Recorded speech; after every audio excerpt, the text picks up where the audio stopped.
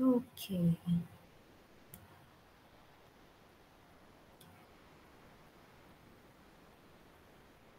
Dr. Nur Hafizah. Dah boleh share ke? Dah boleh share? Lagi seminit. Cuba kalau lepas. Cuba share dulu. Terima kasih kepada rakan-rakan semua yang berada bersama kami di awal pagi dia 10.29 Boleh nampak tak Cik Nurzi? Nampak. Boleh maklumkan kepada kawan-kawan yang lain mana yang free tu yang tak ada kelas kan, mungkin perlukan some kind of refreshment kan, refreshing course. Untuk CG Adab, Adab kita punya konsep A, D, A, B, kita boleh tengok beberapa kawan daripada Jengka. Saya tahu ramai juga yang daripada kampus-kampus lain ya. Terima kasih.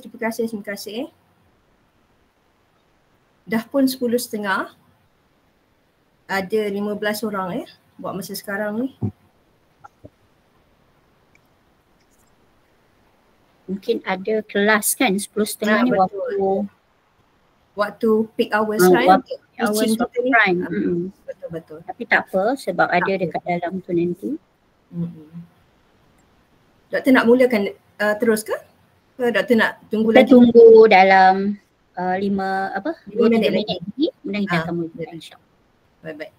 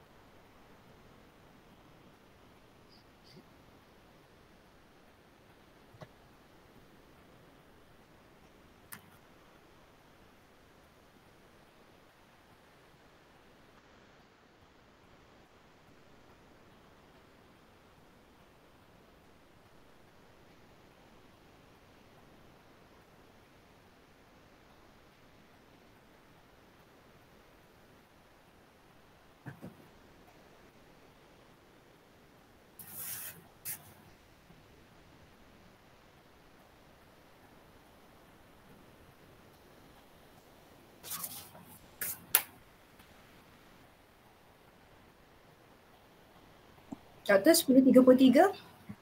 Boleh kalau kita nak mula insya-Allah.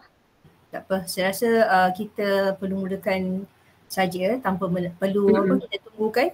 Kita tak ada expectation untuk 50 orang kena join, 100 orang kena join apa semua. Sebab kita faham ni sekarang sebenarnya class hours kan? Betul. Saya perkenalkan diri, saya mulakan sesi kali ini dan saya perlu inform kepada kawan-kawan, maklumkan kepada kawan-kawan semua. Kalau ada yang bahagia Datuk Datin, Profesor Madya, Doktor, Tuan-Puan sekalian, yang ini adalah sesi santai. Jadi penggunaan bahasa bercampur-campur lah kalau dah santai sebagaimana yang PM Zainuddin buat tadi.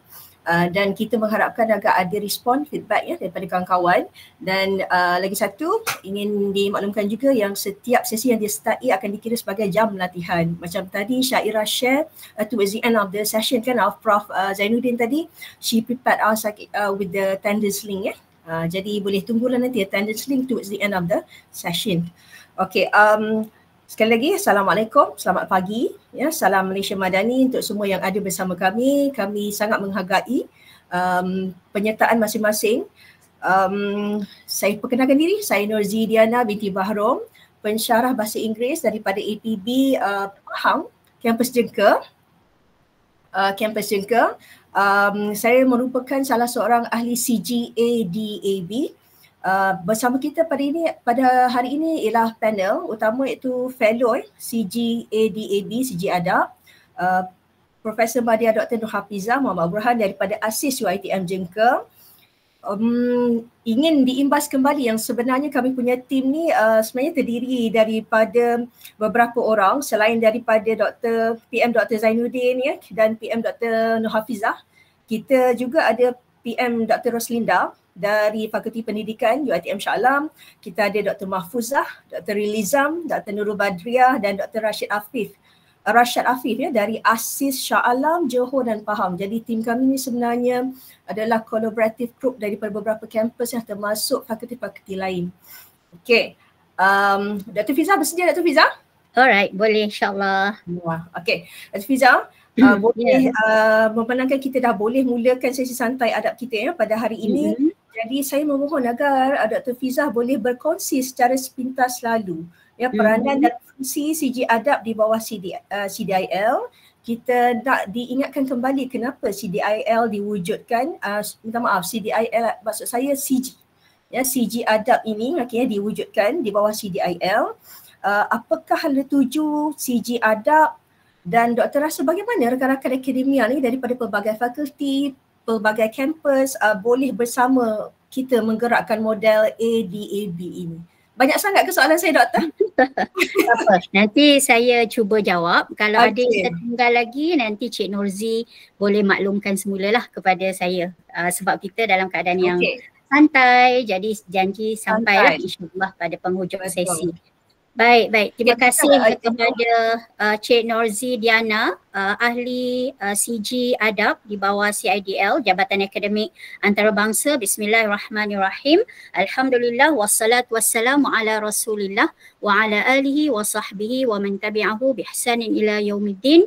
Subhanaka la ilma lana illa ma 'allamtana innaka antal alimul hakim wa la haula wa la quwwata illa billahil aliyil azim. Assalamualaikum warahmatullahi wabarakatuh dan salam sejahtera kepada Profesor Madya, Dr. Tuan-Puan, Datuk Datin yang turut hadir bersama di dalam sesi refresher untuk CG Adab pada pagi ini. Saya mengalu-alukan kehadiran semua pada hari ini dan saya sangat menghargai kerana masa bagi para pensyarah pada minggu yang keempat ini sudah pasti sebenarnya telah padat, telah mula sibuk dan sebagainya, tetapi mudah-mudahan hasrat untuk sama-sama berkongsi pada pagi ini, sama-sama berbincang, insya-Allah mudah-mudahan Allah rahmati dan berkati. Juga kepada rakan-rakan non-Muslim dan sebagainya, saya sangat menghargai dan sebarang maklum balas daripada semua pihak saya juga amat hargai.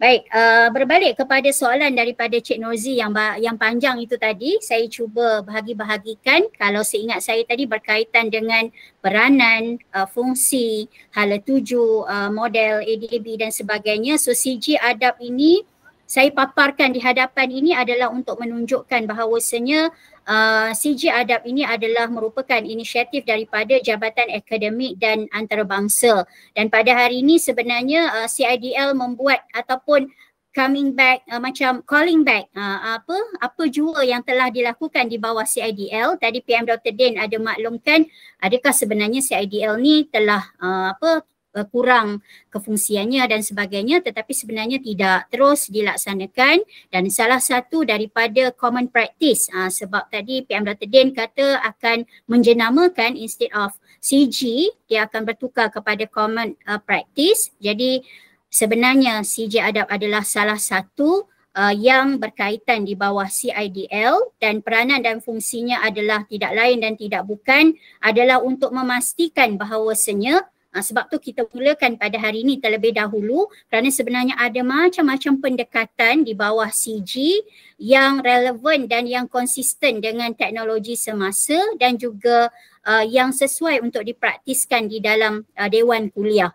Tetapi walau bagaimana berlakunya kecanggihan, berlaku pelbagai perubahan, teknologi semakin berkembang, teknologi buat kecerdasan buatan semakin berkembang, hampir setiap hari pelbagai inisiatif baru yang diperkenalkan, kadang-kadang dah tak sempat nak follow dan sebagainya, tetapi harus diingat sebenarnya yang bersifat teknologi buatan itu adalah alat bersifat mesin dan ia tidak mempunyai roh, ia tidak mempunyai makna dari segi kefahaman, ia bukan sentuhan kemanusiaan, ia adalah sejenis robot yang generate segalanya. Jadi di situ ia memerlukan kepada kita sebagai seorang pensyarah, kita sebagai seorang pendidik, maka sarana komprehensif masih diperlukan kepada para pelajar kita supaya elemen teknologi itu tetap diguna pakai tanpa mengkesampingkan ataupun tanpa menolak kefungsian daripada segi kerohanian,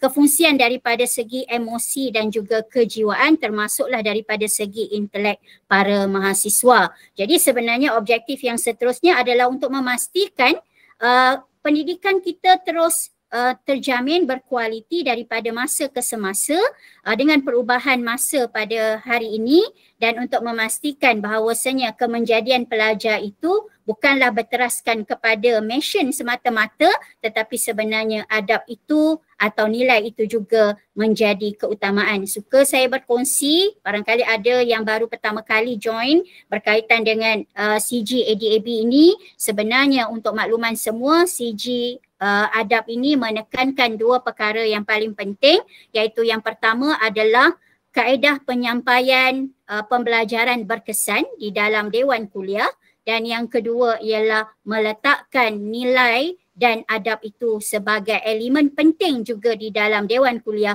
selain menyampaikan konten pengajaran dan juga pembelajaran. So, kenapa sebenarnya Jabatan Akademik dan Antarabangsa mengadakan inisiatif ini?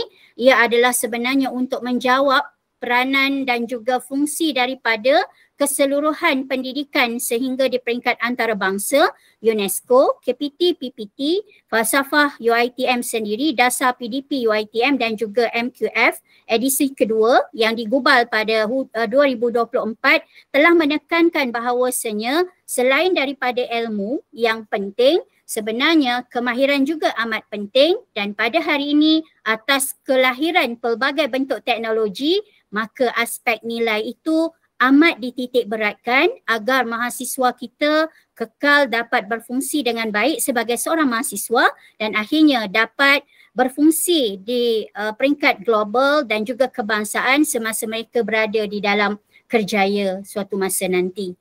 Okey, dan ia sebenarnya bersesuaian dengan UiTM 2025 lah, yang mana sebenarnya kita berhasrat untuk menjadi globally renowned university, locally rooted pada tahun ini dan tahun-tahun kehadapan. Maka sebenarnya kita menekankan kepada pendidikan berkualiti, global excellence dan juga value driven performance. Jadi sebenarnya nilai merupakan salah satu tunggak dan juga fokus di dalam CG adab, dan amanah untuk memberi fokus dan juga memberi penekanan kepada nilai dan adab itu diberi fokus kepada CG adab.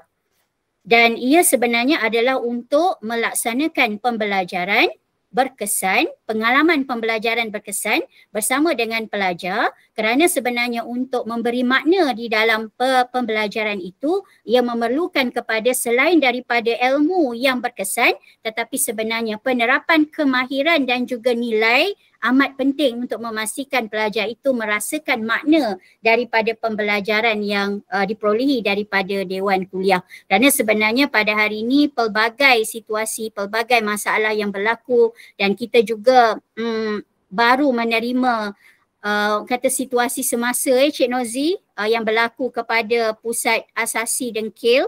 Saya bukan berhasrat untuk highlight mana-mana kampus lah, tetapi itu yang terkini pada ketika ini, yang mana sebenarnya hasrat pelajar adalah positif dan hasrat pensyarah juga adalah positif untuk memastikan pelajar itu kreatif dan sebagainya dan berfikir di luar kotak, tetapi tanpa disedari nilai antarabangsa, nilai perkauman bangsa dan sebagainya itu tanpa sedar tersentuh, dan barangkali sebenarnya tidak ada hasrat daripada para pelajar untuk menyentuh aspek sensitif, tetapi rupa-rupanya itu juga mempunyai fokus dan juga ada pihak yang menyedari perkara berkenaan kurang bersesuaian untuk dilaksanakan dan sebagainya. Ini adalah merupakan peranan kita para pensyarah yang mana sebenarnya bila masuk ke dalam dewan kuliah dan sebagainya, bukan hanya sebenarnya menyampaikan ilmu ataupun pengetahuan berkaitan dengan kursus masing-masing, tetapi sebenarnya harus pada setiap minggu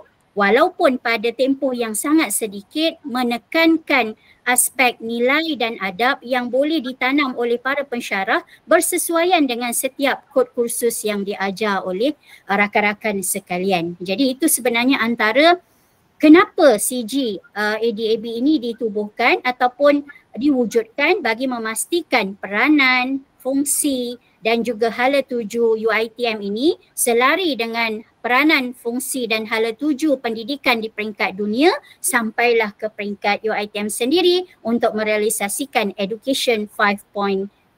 So setakat itu dahulu Cik Nozi, perkongsian atau permulaan yang pertama kalau boleh. Okey, terima kasih PM Doktor. Saya sebenarnya tertarik dengan satu isu yang terbaru yang kita sebutkan tadi. Kita tak berniat untuk mengenengahkan nama-nama apa-apa kampus apa-apa semua, tapi manakala ianya dah mungkin dah jadi sedikit viral, jadi secara tak langsung nak tak nak kita terpaksa sebut.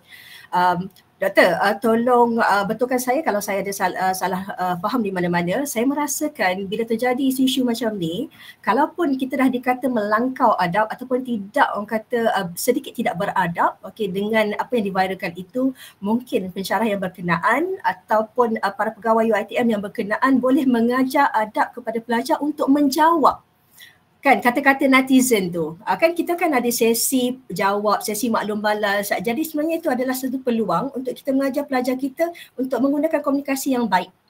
Yang untuk kita secara beradab, okey, menceritakan hal yang sebenar. Doktor setuju? Ya, terima kasih Cik Norzi.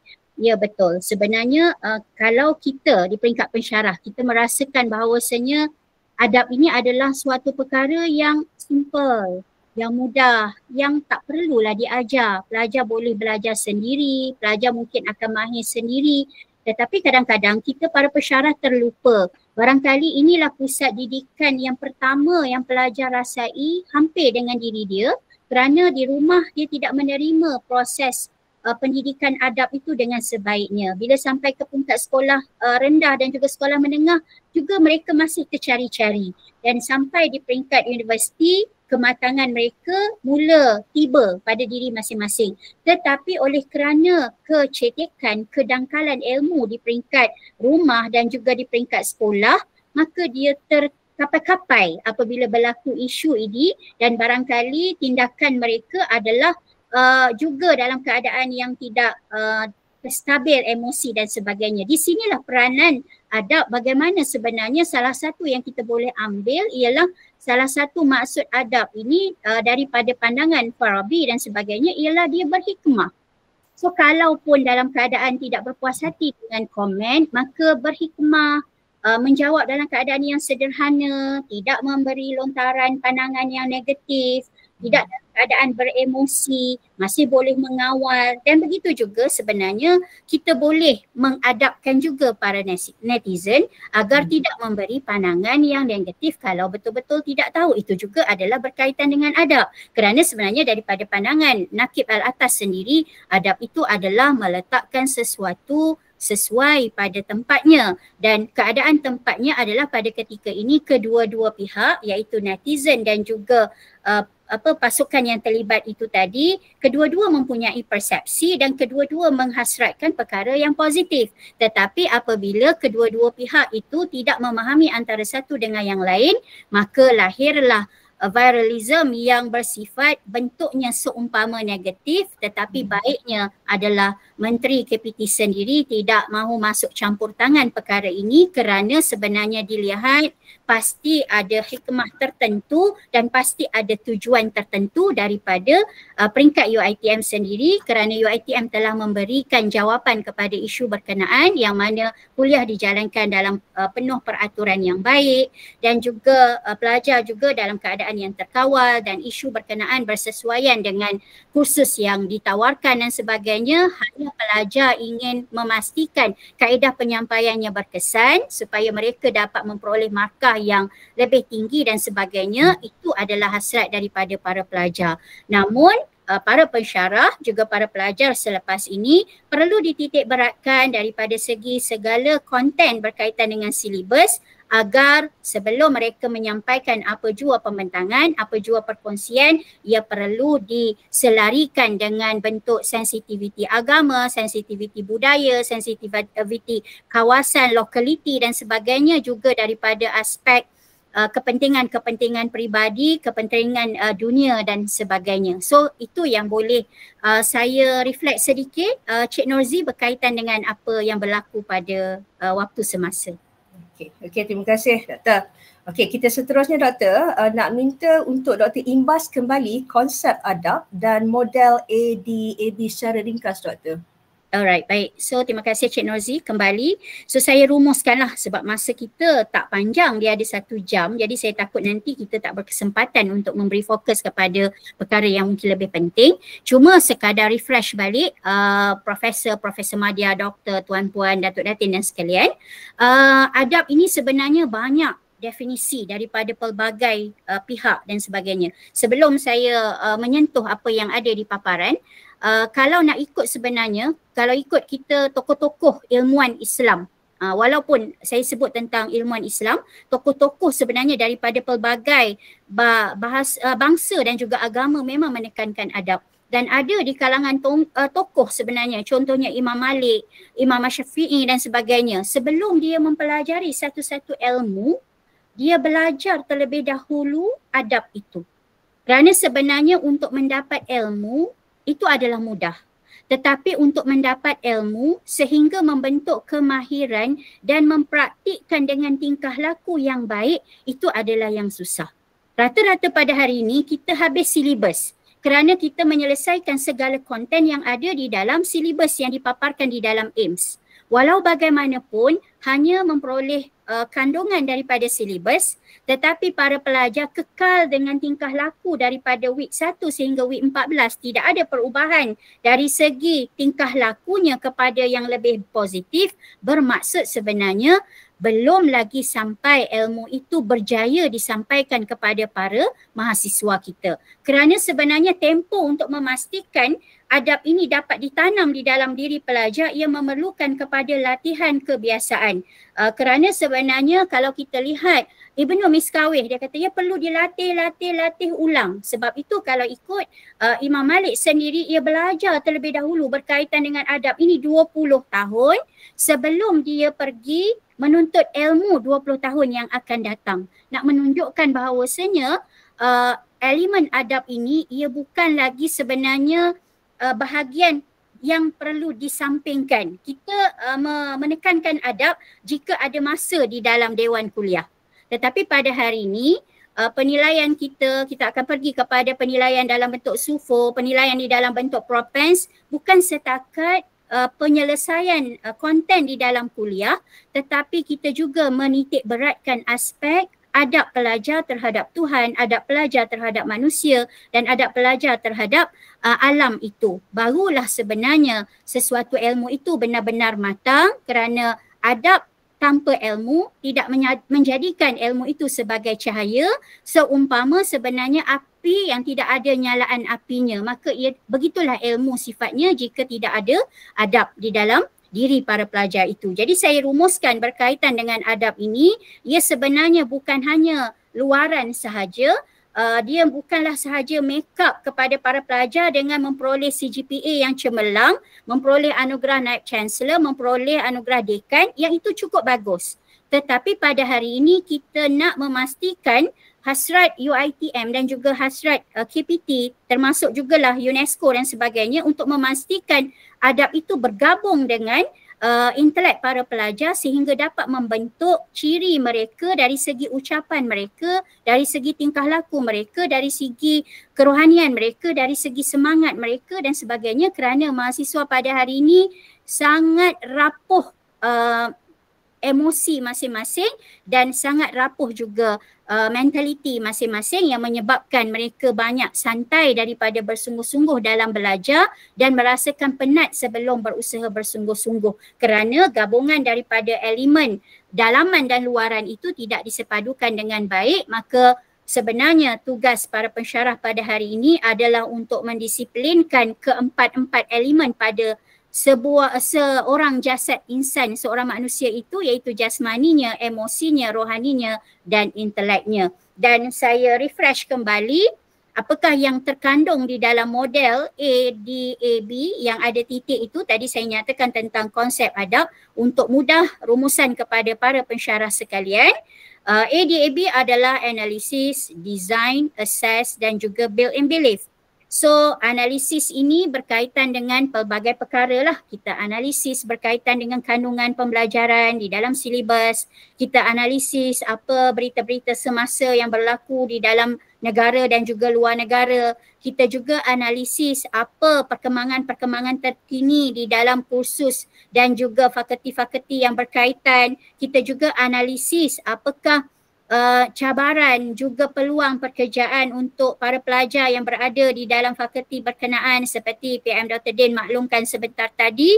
Kadang-kadang ada kursus-kursus yang agak sudah kurang relevan pada waktu semasa walaupun ilmunya penting. Maka bukan kadang-kadang ilmu itu kurang relevan, tetapi bagaimana kita embed apa yang berlaku di luar sana di dalam dewan kuliah kita. Tidak memadai hanya dengan menyempurnakan, menyelesaikan apa yang terkandung di dalam nota kuliah para pensyarah sahajalah. Jadi itu di antara analisis, dan analisis yang paling penting juga adalah berkaitan dengan kita punya klien, iaitu para pelajar kita. Walaupun para pensyarah merasakan kenapa kita perlu meraihkan pelajar kita lah perlu meraihkan kita. Sebenarnya dalam analisis ini kedua-dua pihak penting. Pelajar perlu menghormati pensyarah dan pensyarah juga perlu meraihkan keperluan pelajar supaya wujudnya persekitaran kasih dan sayang, dan mudah-mudahan lebih mudahlah untuk kita melaksanakan pembelajaran. Dan ini adalah bagaimana kita design, kita reka pelan pengajaran kita untuk tempoh 14 minggu supaya di situ kita boleh terapkan ilmu yang berkaitan dengan kita punya silibus, dan di situ juga kita boleh masukkan kemahiran-kemahiran yang ada sesuai dengan zaman semasa, dan di situ juga kita boleh masukkan apakah aspek-aspek adab dan nilai yang bersesuaian dengan bab berkenaan untuk dimasukkan di dalam lesson plan dan kemudian akhirnya disampaikan kepada para pelajar sekalian. Dan akhirnya kita nilai kembali apa yang kita reka itu. Adakah pelajar ini capai ilmu? Pada hari ini memang kita menilai berkaitan dengan ilmu dia sahaja, iaitu di dalam ujian, di dalam penilaian berterusan, di dalam peperiksaan. Tetapi kita masih lagi tidak berkesempatan menilai tentang adab masing-masing. Jadi kita cuba reka, cuba bersama-sama untuk menilai sebelum dan selepas adab para pelajar, adakah berlaku perubahan apabila kita telah memasukkan elemen adab dan nilai di dalam diri para pelajar di sepanjang 14 minggu pengajaran. Sebab itulah di dalam model ADAB itu diwujudkan B yang di hujung ini adalah untuk memastikan selain daripada penyampaian ilmu yang berkesan, kemahiran yang berkesan, para pelajar ini memang dimasukkan di dalam setiap minggu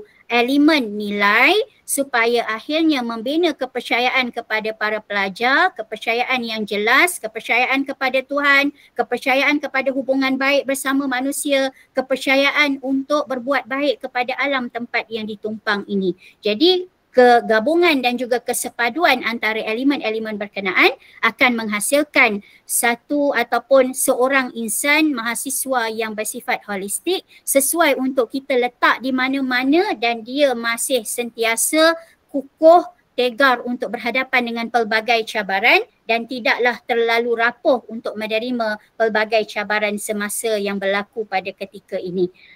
Begitu secara ringkas Cik Nozi untuk seketika. Okey doktor, dari segi view saya kita masih berada di slide yang pertama. Doktor perlu ke slide seterusnya ke? Untuk saya paparkan tadi tidak bergerak Dia tak bergerak. Oh okey, sebenarnya saya dah berada di slide yang ke-8. Oh ke-8. Yang ini nampak? Okey nampak asas model adab yang disebut tadi. 8 okey, kita ke-8. Sekarang di 6, kemudian di 7. Okey, yang ni kemudian sekarang dah ke-8. Ya betul. Okey. Okey ya. Baik, so saya kecilkanlah supaya boleh nampak. Kan? Kita sekarang ke-9 kan? Ya betul. Ke-9. Okey. Okey baik. Kita dah sebut tentang analyze kan, design, ya, assess dengan built-in belief apa semua tu.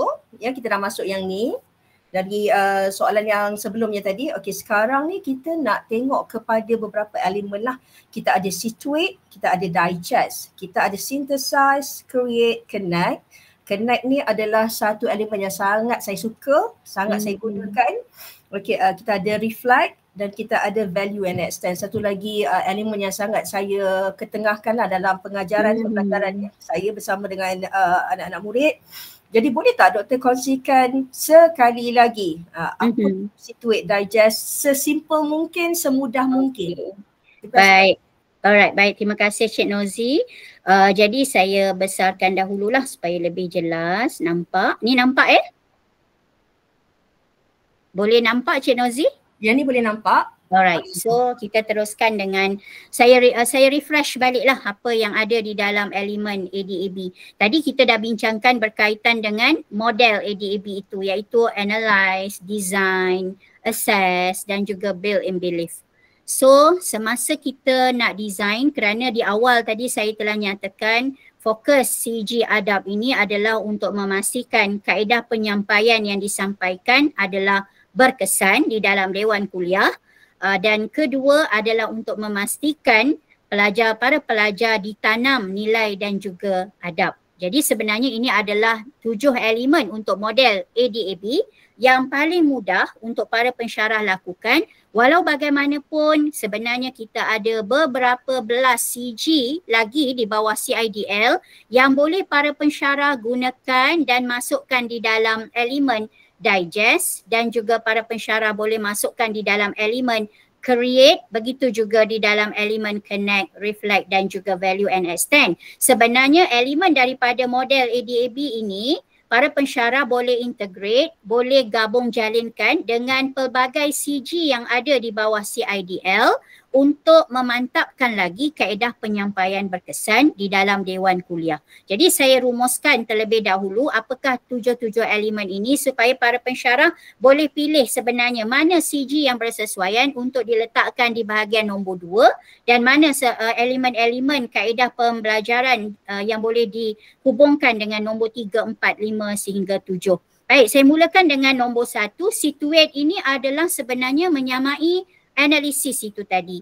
Maksudnya kita akan memastikan keadaan persekitaran pembelajaran kita berada dalam keadaan yang menyeronokkan dan kemudian kita juga memastikan para pelajar semua telah mempunyai silibus yang lengkap, para pelajar juga mempunyai penilaian-penilaian yang hendak dilakukan berserta dengan tarikh dan sebagainya, kaedahnya dengan lengkap pada minggu 1, minggu 2 barangkali dan kita juga sebenarnya boleh melakukan situate untuk memastikan keadaan tahap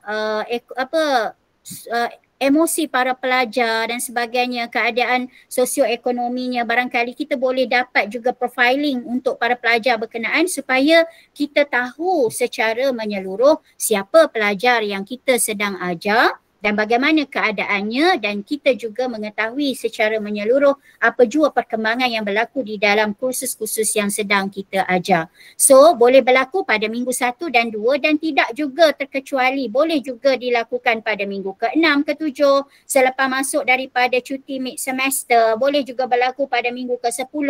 Barangkali emosi para pelajar telah berubah dan sebagainya, kita nampak ada keperluan untuk diberi peringatan dan sebagainya, maka situate ini boleh berlaku pada bila-bila masa mengikut kesesuaian keadaan untuk memastikan suasana pembelajaran bermakna itu sentiasa bersama dengan para pelajar dan juga para pensyarah.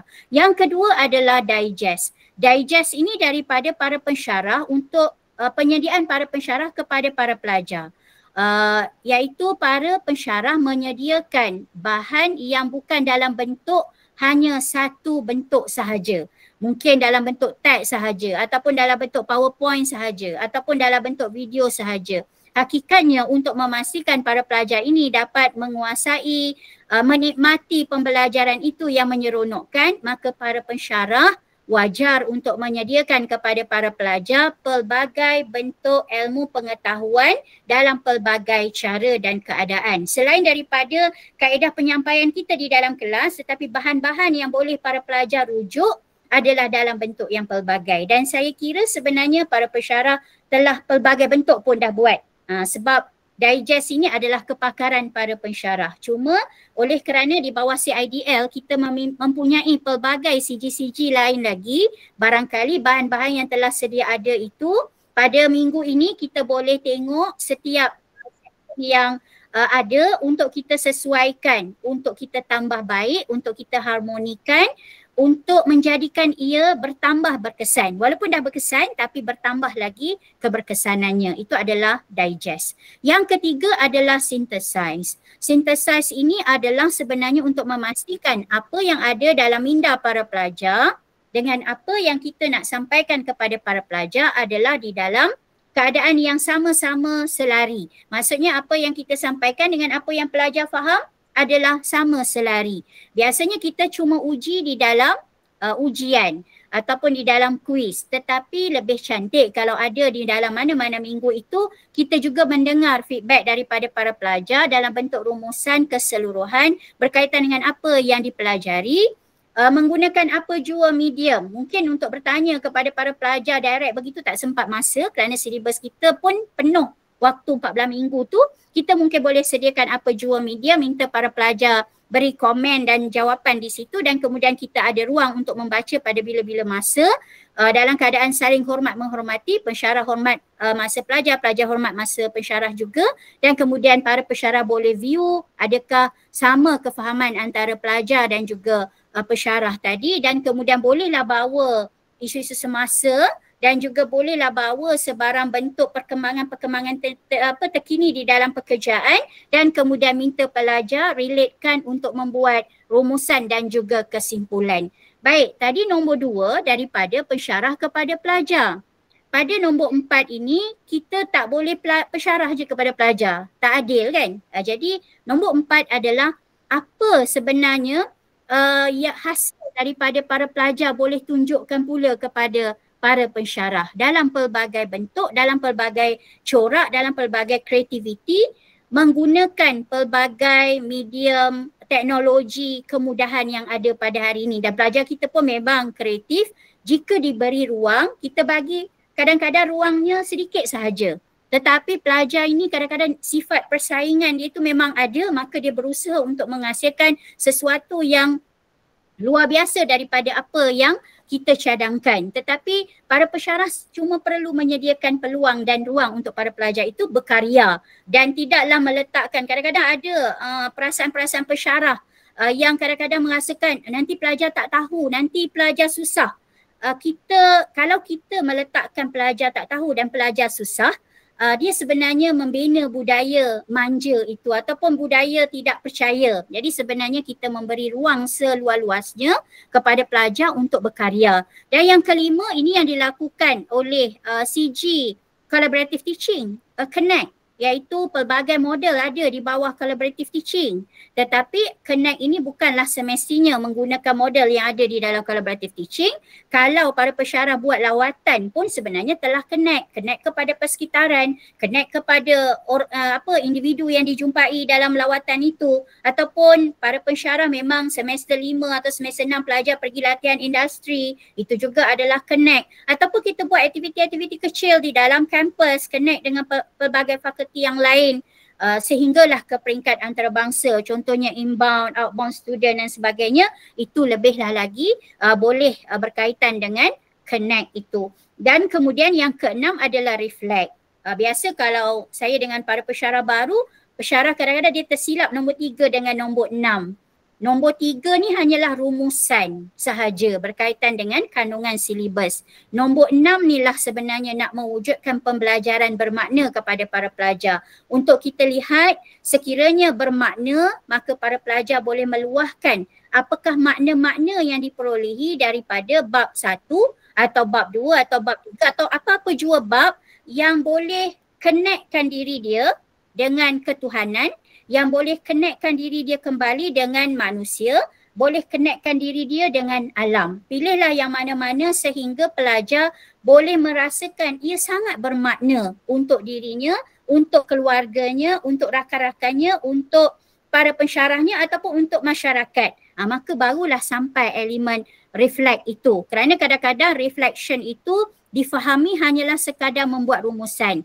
Itu tidaklah jadi reflection, kerana reflection ini sehingga ada satu perubahan daripada dalam diri pelajar, merasakan satu makna yang berubah daripada yang kurang baik kepada bertambah baik, maka telah berlakulah elemen reflection. Dan cantiknya reflection ini bukanlah di awal-awal kuliah, kerana untuk melihat makna itu barangkali dia telah berada di fasa kedua dalam minggu berkenaan, iaitu selepas daripada minggu ke-6. Tetapi tak jadi masalah kalau nak buat dalam minggu kedua, ketiga, kerana reflection itu boleh berlaku dalam apa jua keadaan, dan basicnya soalannya adalah berkenaan dengan apakah yang memberi makna kepadanya, mengapa memberi makna kepadanya, dan bagaimanakah makna itu boleh dipraktiskan di dalam kehidupan masing-masing. Itu adalah soalan yang paling asaslah untuk reflection. Dan yang terakhir adalah pelajar merasakan makna itu bukan hanya untuk dirinya sahaja.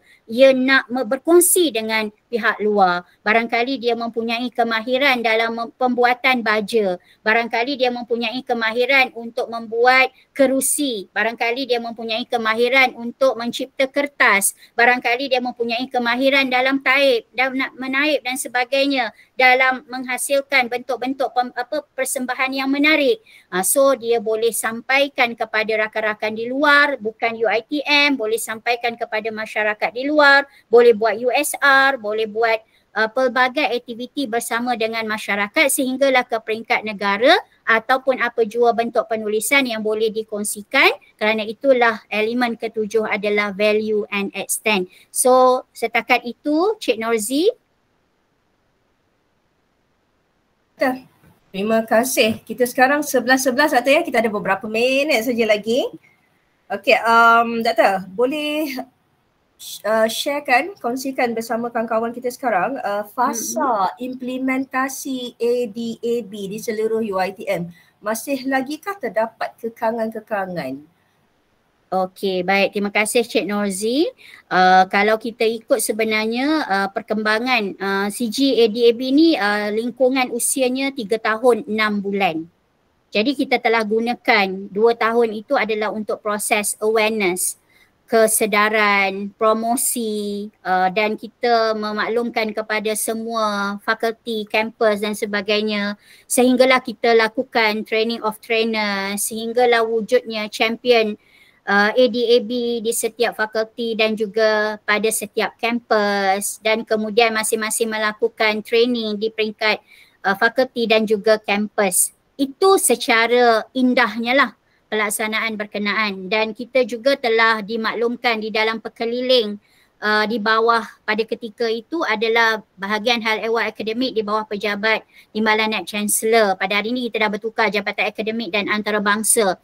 Kita juga telah mempunyai perkeliling di hujung tahun 2022 berkenaan pelaksanaan model adab sepenuhnya, dan pada September tahun lepas telah dimasukkan dan telah diwar-warkan di dalam Senate untuk dilaksanakan sepenuhnya bagi pelajar-pelajar tahun 1 supaya model ini boleh dinilai sebaiknya dan ditambah baik untuk pemurnian di peringkat closing loop nanti, seperti OBE juga.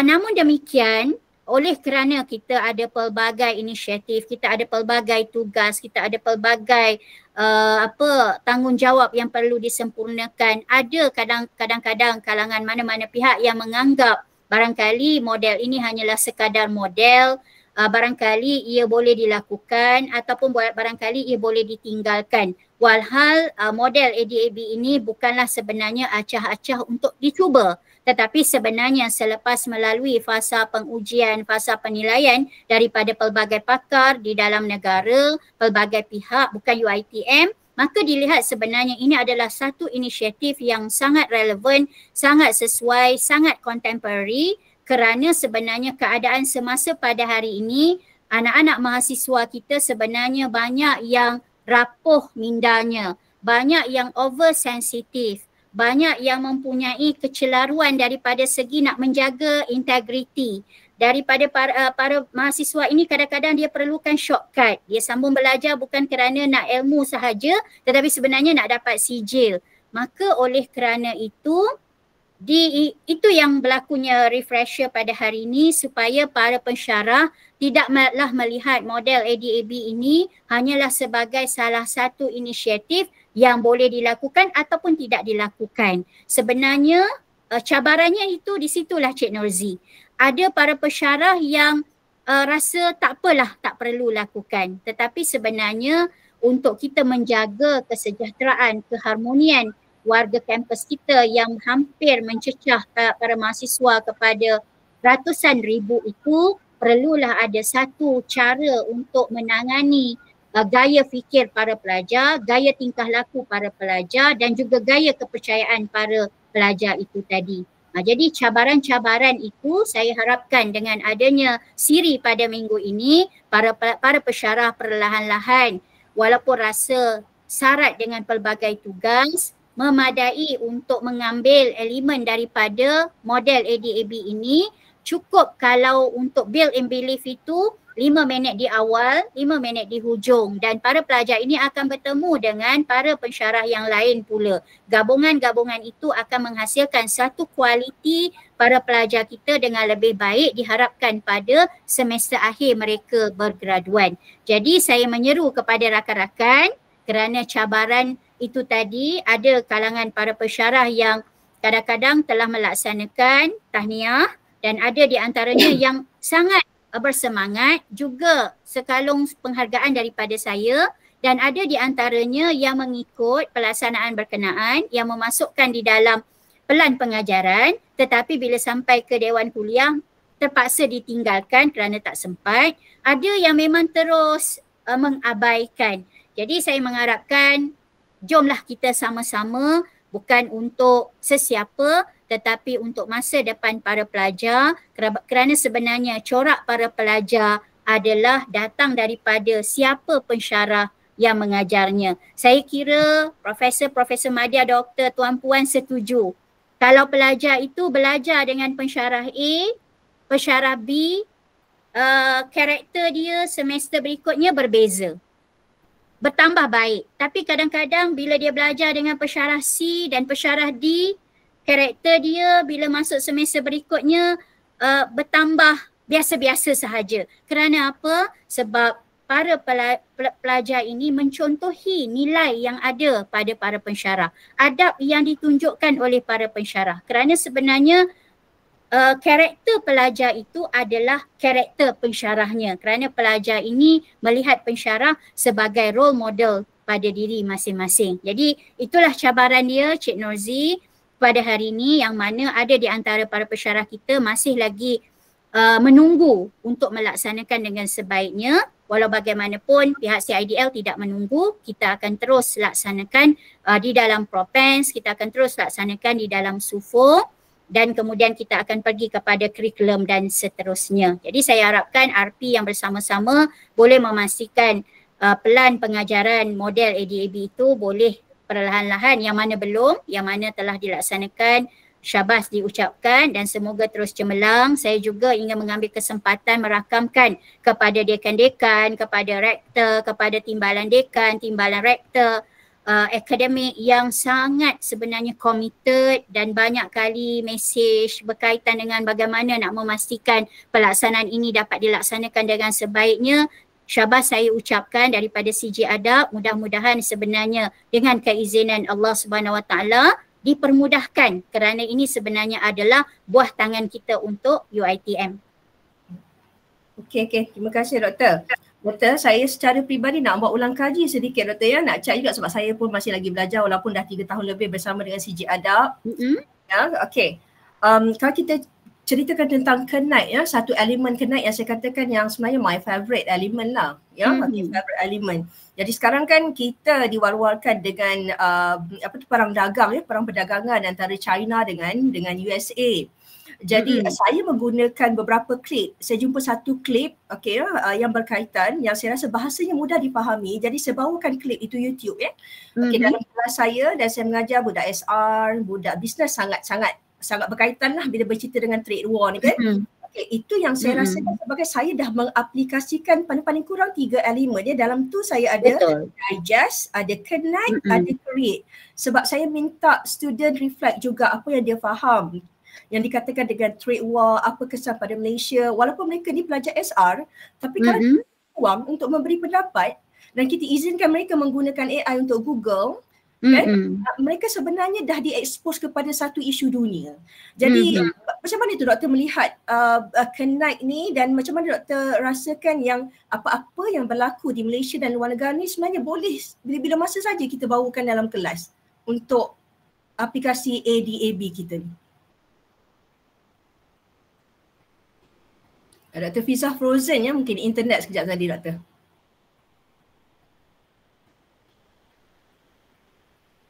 Doktor, internet dia?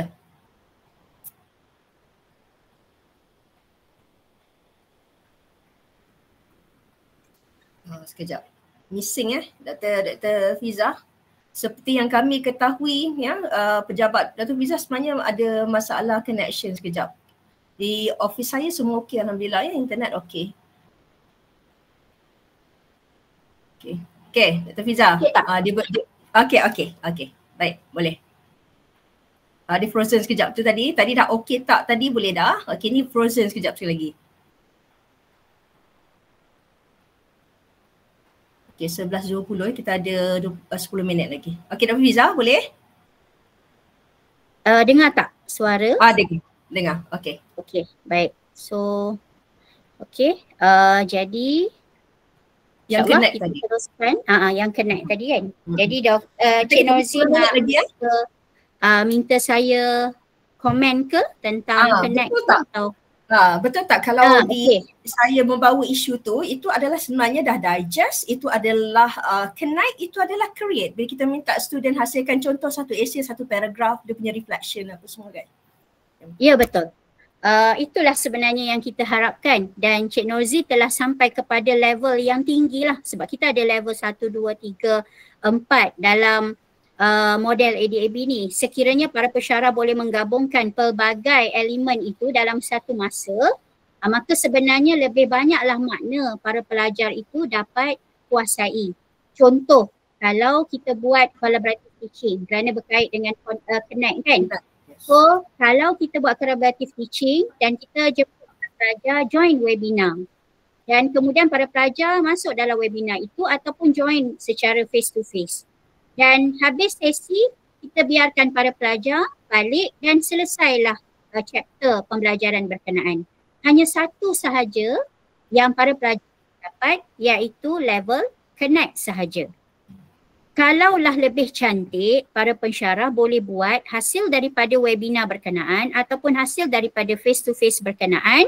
Para pensyarah minta para pelajar untuk membuat infografik ataupun mencipta mind map ataupun kalau berkaitan dengan bidang teknologi barangkali adalah hands on-nya, aktivitinya pada kelas yang berikutnya dan sebagainya, maka sebenarnya dia dah sampai kepada elemen create. Dan oleh kerana kita telah bekerjasama dengan baik dengan pensyarah ataupun panel ataupun siapa juga yang menyampaikan kita punya collaborative teaching itu, meminta kepada pihak mereka menyediakan pelbagai bentuk bahan ataupun kita punya inisiatif kerana kita tak mengajar pada topik itu, kita sediakan pelbagai bahan dalam pelbagai bentuk dan sebagainya, maka kita kongsikan kepada para pelajar selepas habis selesai penyampaian collaborative teaching atau sebelum penyampaian collaborative teaching untuk pelajar buat ulang kaji dahulu, maka sebenarnya 3 elemen telah digabungkan iaitu digest, connect dan juga create. Dan begitu juga seperti yang Cik Norzi buat tadilah.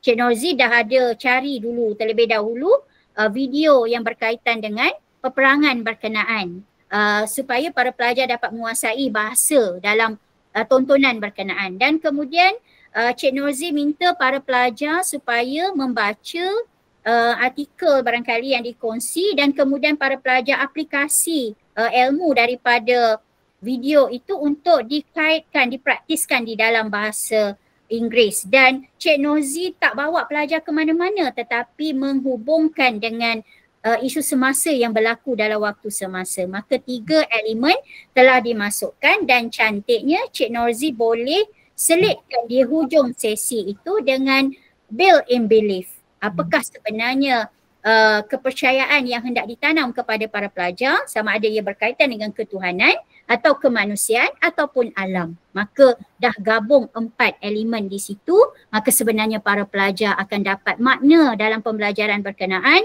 dan tidak merasakan pembelajaran bahasa Inggeris itu menyulitkan ataupun rasa tegang dan sebagainya. So sedikit sebanyak lebih kurang macam tu, Cik Norzi. Tahniah kerana telah melaksanakan komponen-komponen model ADB dalam pembelajaran. Baik. Saya merasakan yang ramai kawan-kawan sebenarnya memang dah melakukan perkara yang sama. Cuma mereka masih belum pasti yang sama ada dia punya praktis sekarang ni boleh di-mapkan kepada adab ataupun tidak. Sebenarnya we have been doing this actually kan. We have been exposing our kids kan, our students to all these YouTube videos ya. Saya yakin kalau kita kongsi lagi, ada lagi perkongsian yang macam ni, lebih ramai yang lebih faham dan lebih cakna dan lebih orang kata bersemangat lah nak adaptasi, nak aplikasikan ADAB ni. Doktor, kita sebenarnya ada 5 minit je saja lagi. Okey, baik. Kalau kita buka kepada kawan-kawan dulu persoalan-persoalan. Kalau kawan-kawan mungkin ada Profesor Madya, Doktor, tuan-tuan ya, Cik nak bertanya ataupun nak bagi berkongsi pun boleh. Berkongsi pun boleh. Ya, kami sebenarnya paling nak tahu perkongsian praktis kawan-kawan dalam kelas macam mana. Macam tu. Mungkin kami buka ya. Kalau tak nak bertanya di video ya, di ruang video ni, boleh gunakan ruang komen lah. Okey, kita ada Puan Nur Ain Abu Bakar. Ya, Puan Nur Ain. Assalamualaikum Doktor dan moderator. Terima kasih atas perkongsian. Doktor, saya nak tanya dalam kerangka baru kan yang kita dapat perkeliling terbaru, akan datang kita akan integrate MQF 2.0 2024 yang mana ada value based education yang saya kira nilainya lebih kurang sama dengan apa yang ada dalam model adab kan. Jadi mungkin doktor boleh beri sedikit idea bagaimana untuk kita integrasikan benda ini sebagai salah satu komponen assessment. Sebab kalau adab ini kalau dalam praktis sedia adalah lebih kepada perkongsian bersama pelajar, lebih kepada pembinaan built-in belief. Tetapi dalam MQF 2024 ini kerangka ini mewajibkan untuk dia menjadi salah satu pengukuran di dalam assessment. Jadi mungkin doktor boleh share some insight lah dari perspektif doktor. Itu saja. Alright. Terima kasih Dr. Nur Ain Abu Bakar atas soalan yang amat baik dan sebenarnya perkara ini memang selari. CG Adab juga telah diamanahkan untuk menghubungkan apa jua perkongsian dan sebagainya dengan MQF 2.0 2024 yang mana sebenarnya telah dimasukkan di dalam penilaian dan pentaksiran, yang mana sebenarnya caretakernya adalah di bawah pengarah lah Prof Madya Dr. Samsul yang lebih berkaitan kerana dia berkaitan dengan penilaian di sana. Namun demikian sebenarnya di dalam model ADAB dia tidak terpisah. Kalau Dr. Nur Ain melihat bahawasanya pada hari ini kita lakukan perkongsian kepada para pelajar di dalam Dewan Kuliah tentang 7 langkah itu tadi dan salah satunya adalah build and belief, tetapi sebenarnya dalam fasa ketiga model ADAB adalah assess. Assess itu adalah apabila para pensyarah telah bersedia, telah jelas, telah orang kata hampir tentang model ADAB ini, kita akan pergi kepada fasa selepas design adalah assess.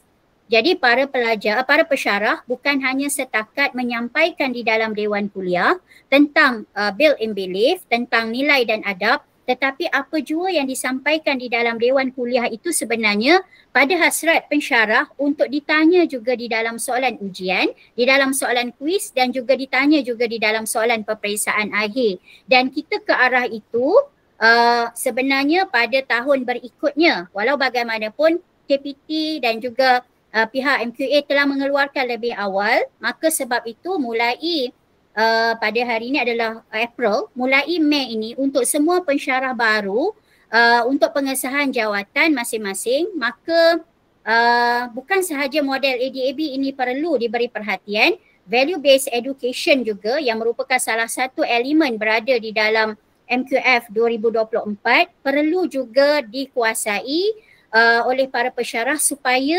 elemen penilaian itu dapat dilaksanakan bersama para pelajar. Maksudnya sekarang pelajar dah tak boleh lagi dah hanya seronok memahami konten, tapi para pelajar juga perlu menyesuaikan dan mengaplikasi konten itu yang perlu diselarikan dengan adab dan juga nilai. Boleh begitu Dr. Nur Ain setakat itu? Dr. Fiza, boleh saya bagi pandangan sedikit? Boleh, silakan. Okey, saya merasakan dalam test ataupun ujian dia macam OBE kan, OBE yang mana kita kan ada beberapa perkataan yang kita gunakan untuk menunjukkan kepada synthesize, reflect. Jadi mungkin kita perlu bermain-main dengan perkataan ni dalam soalan kita. What can you reflect? Jadi kat situ dah jadi reflection. Betul tak doktor? Itu antara boleh begitu. Boleh dah bermula begitu kalau untuk bermula bermain-main kerana sebenarnya elemen berkenaan adalah juga terkait dengan taksonomi Bloom. Betul. Tetapi untuk menjadi satu kewajipan untuk di-embed di dalam penilaian pada peringkat awal dalam model ADAB kita tak sampai lagi kepada fasa berkenaan. Walau bagaimanapun kerana MQF 2024 mensasarkan bahawasanya value based education itu adalah salah satu elemen yang perlu diterapkan, maka sebenarnya dia dah bukan pilihan. Maksudnya nilai itu telah menjadi satu kewajipan di dalam penilaian untuk di-embed dan dilaksanakan oleh para pensyarah walaupun sebenarnya bukan di bawah CIDL kerana penilaian itu di bawah portfolio ataupun caretaker penilaian bawah Prof. Madya TS Dr. Samsul, tetapi sebenarnya kami juga akan bersama dan juga menyokong perkara berkenaan dan dalam perbincangan bersama juga kita berbincang bersama-sama perkara berkenaan berkaitan dengan value based education. Okey Doktor. Terima kasih Doktor atas penjelasan. Terima kasih Dr. Nuain. Jumpa lagi insyaAllah. Okey Doktor, dah 11.31. Any final remarks Doktor? Kejap saja. Sekejap je ya. Dah. Okey, baik. Alhamdulillah. Sampai ke penghujung dah. So terima kasih kepada semua yang dapat hadir pada sesi hari ini. Terima kasih kepada Profesor Madya, Doktor, tuan-puan sekalian dan minta maaf atas sebarang kekurangan sepanjang penyampaian saya. Hari ini saya diuji ada masalah mata sebenarnya, tapi saya cakap kat ujung lah. Di awal tu kita tak mahu membuka dengan keadaan yang orang kata tak kurang positif kan. Jadi cara penyampaian saya barangkali agak mungkin ada yang kurang lancar sedikit atas kurang keselesaan, tapi kita telah memilih tarikh maka saya teruskan. Mudah-mudahan manfaat untuk semua itu dapat diperolehi. Sekiranya masih ada lagi perkara-perkara yang tidak orang kata sampai walaupun dalam fasa refresher, boleh saja berhubung dengan saya dan juga ahli-ahli saya. Dan saya mengharapkan sebenarnya di mana-mana pun, kalau tinggi mana pun ilmu yang kita ada, kita bukan nak melahirkan ketuanan pelajar. Kita nak melahirkan pelajar yang tunduk, yang rendah diri, yang punya rasa hormat, yang punya rasa keinginan untuk terus belajar, tetapi bukan kita nak melahirkan mereka yang sombong, mereka yang takbur, mereka yang pentingkan diri, kerana 3 fokus adab yang utama ialah connectedness, membawa kesedaran kepada para pelajar yang dia itu sebenarnya adalah hamba Tuhan, membawa kesedaran kepada para pelajar hebat mana pun diri masing-masing, jangan pernah mudaratkan orang lain, jangan pernah putuskan hubungan dengan orang lain kerana kita juga mengharapkan kasih sayang daripada orang lain. Walau hebat macam mana pun para pelajar itu, kita terus mengharapkan para pelajar itu sedar bahawa dia adalah penumpang bumi ini sementara sebelum dia sebenarnya dimasukkan di dalam bumi. Jadi itu antara perkara yang paling penting, connectedness dan juga mindfulness. Pelajar-pelajar perlu sedar jawatan mereka adalah pelajar, bukan sebagai YouTuber dan sebagainya, maka tugas dan tanggungjawab yang diamanahkan oleh mereka perlu dilaksanakan dengan sebaiknya, dan para pelajar juga perlu diingatkan yang mereka perlu sentiasa hormat, respectfulness, fokus ketiga, hormat kepada sesiapa pun dan tidak rugi kerana orang yang beradab sampai bila-bila akan dikenang, tetapi orang yang berilmu tetapi penuh dengan kesombongan akan dilupakan. Jadi saya kira cukup setakat itu Cik Norzi. Mudah-mudahan kita berjumpa lagi. Mudah-mudahan asbab perkongsian ini adalah untuk menyebabkan kita menjadi seorang yang lebih bertambah baik. Mudah-mudahan kita sentiasa memberi manfaat kepada insan yang lain, insya-Allah. So kembali semula kepada Cik Norzi. Mohon maaf salah dan silap. Okey, baik. Terima kasih kepada Profesor Madya TS Dr. Muhammad Fairuz Kamaruzaman atas ucapan terima kasih. Terima kasih juga kepada Dr. Nadratul Naim ya, Nadratul Naim Abbas KPP saya, okey, atas ucapan tahniah dan terima kasih kepada tim kita. Saya dengan ini ingin mohon izin untuk menangguhkan. Saya yakin akan ada lagi sesi akan datang. Apapun yang kekurangan datang daripada kami mohon maaf. Dan ingin diingatkan yang borang kehadiran linknya telah pun disediakannya oleh Syairah daripada CIDL. Mohon bantuan rakan-rakan untuk memberikan apa jua komen kepada kami, bantu kami untuk bersama-sama memperkasakan sijil adab kita sebab ianya amat penting untuk menjadikan pembelajaran pengajaran di UiTM ini adalah satu yang bermakna untuk diri kita dan pelajar kita. Terima kasih banyak-banyak. Assalamualaikum. Okay, till we meet again. Thank you. Thank you Puan Nisa Rahman. Thank you. Terima kasih. Thank you Dr. Zeti. Thank you.